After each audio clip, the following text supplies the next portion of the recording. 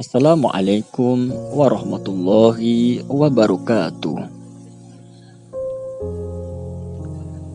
Pada suatu hari, seorang wanita tua datang kepada Habib, merebahkan dirinya di depan Habib dengan sangat memelas hati. Aku memiliki seorang putra yang telah lama pergi meninggalkanku. Aku tidak sanggup lebih lama lagi terpisah dengannya. Berdoalah kepada Allah. Mohonnya kepada Habib. Semoga berkat doamu Allah membalikkan putraku itu kepadaku. Apakah engkau mempunyai uang? Tanya Habib kepada wanita tua itu. Aku punya 2 dirham, jawabnya. Berikanlah uang tersebut kepada orang-orang miskin. Kemudian Habib membaca sebuah doa, lalu ia berkata kepada wanita itu, "Pulanglah, putramu telah kembali." Belum lagi wanita itu sampai ke rumah, dilihatnya sang putra telah ada dan sedang menantikannya.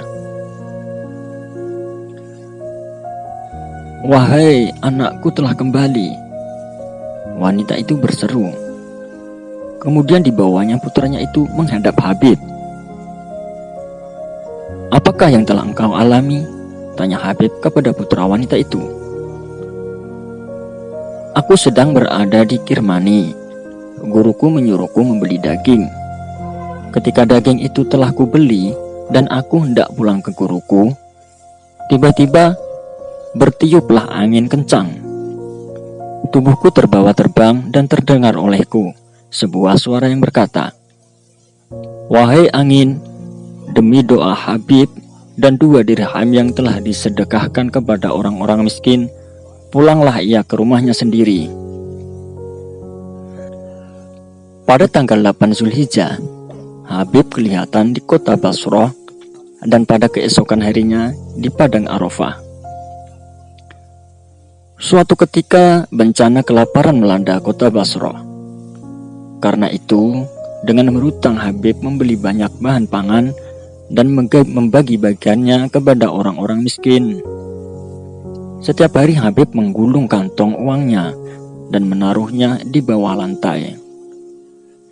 Apabila para pedagang datang untuk menagih hutang, barulah kantong itu dikeluarkannya. Sungguh ajaib. Ternyata kantong itu sudah penuh dengan kepingan-kepingan dirham. Dari situ dilunasinya semua hutang-hutangnya. Rumah Habib terletak di sebuah persimpangan jalan di kota Basrah. Ia mempunyai sebuah jubah bulu yang selalu dipakainya baik di musim panas maupun di musim dingin. Suatu ketika Habib hendak bersuci.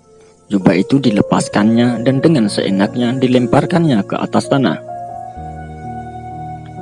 Tidak berapa lama kemudian Hasan al-Basri lewat di tempat itu. Melihat jubah Habib yang tergeletak di atas jalan, ia bergumam, "Dasar Habib seorang barbar, tak peduli berapa harga jubah bulu ini. Jubah yang seperti ini tidak boleh dibiarkan saja di tempat ini. Bisa-bisa hilang nanti." Hasan berdiri di tempat itu untuk menjaga jubah tersebut. Tidak lama kemudian, Habib pun kembali. "Wahai imam kaum muslimin," Habib menyapa Hasan setelah memberi salam kepadanya.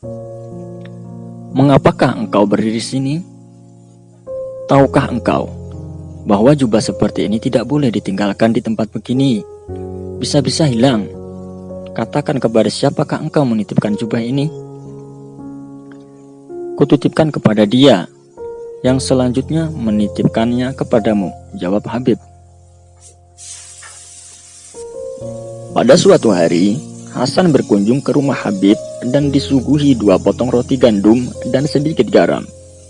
Hasan sudah bersiap-siap hendak menyantap hidangan itu. Tetapi seorang pengemis datang dan Habib menyerahkan kedua potong roti beserta garam itu kepadanya.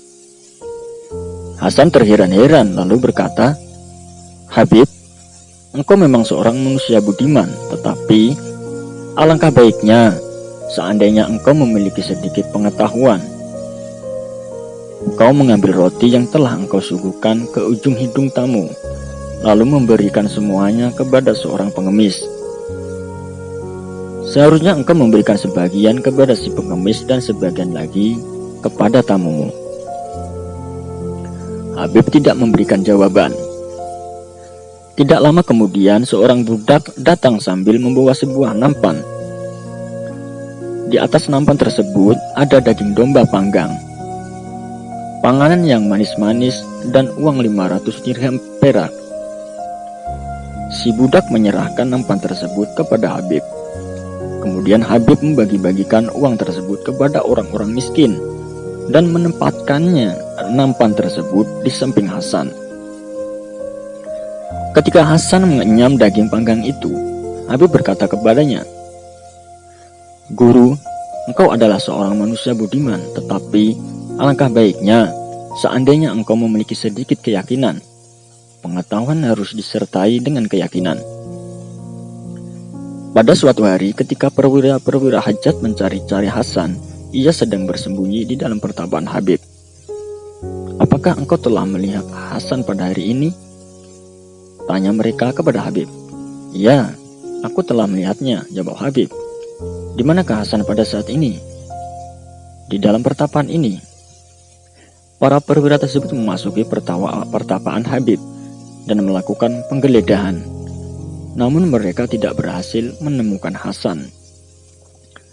7 kali tubuhku tersentuh oleh mereka, Hasan mengisahkan. Namun mereka tidak melihat diriku.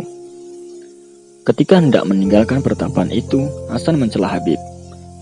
"Habib, engkau adalah seorang murid yang tidak berbakti kepada guru. Engkau telah menunjukkan tempat persembunyianku." "Guru, karena aku berterus terang itulah engkau bisa selamat. Jika tadi aku berdusta, niscaya kita berdua sama-sama tertangkap." "Ayat-ayat apakah yang telah engkau bacakan sehingga mereka tidak melihat diriku?" tanya Hasan. "Aku membaca ayat kursi 10 kali. Rasul beriman 10 kali. Dan katakanlah Allah itu Esa 10 kali. Setelah itu aku berkata, Ya Allah, telah kutitipkan Hasan kepadamu, dan oleh karena itu jagalah dia." Suatu saat Hasan ingin pergi ke suatu tempat. Ia lalu menyusuri tebing-tebing sungai Tigris sambil merenung-renung. Tiba-tiba Habib muncul di tempat itu. "Imam, mengapa engkau berada di sisi?"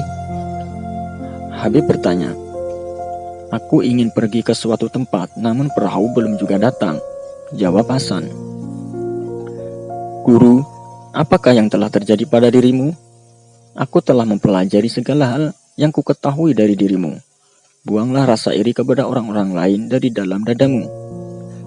Tutuplah matamu dari kesenangan-kesenangan dunia. Sadarilah bahwa penderitaan adalah sebuah karunia yang sangat berharga. Dan sadarilah bahwa segala urusan berpulang kepada Allah semata-mata.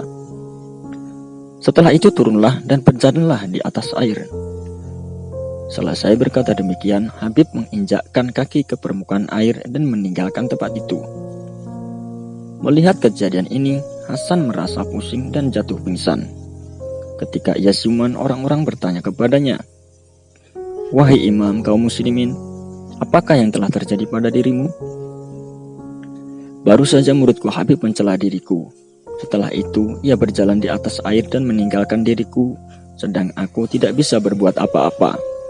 Jika di akhirat nanti sebuah suara menyerukan, 'Lewatilah jalan yang berada di atas api yang menyala-nyala,' sedangkan hatiku masih lemah seperti sekarang ini, apakah dayaku?"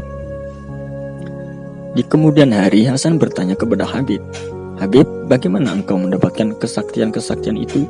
Habib menjawab, "Dengan memutihkan hatiku, sementara engkau menghitamkan kertas." Hasan berkata, "Pengetahuanku tidak memberi manfaat kepada diriku sendiri, tapi kepada orang lain."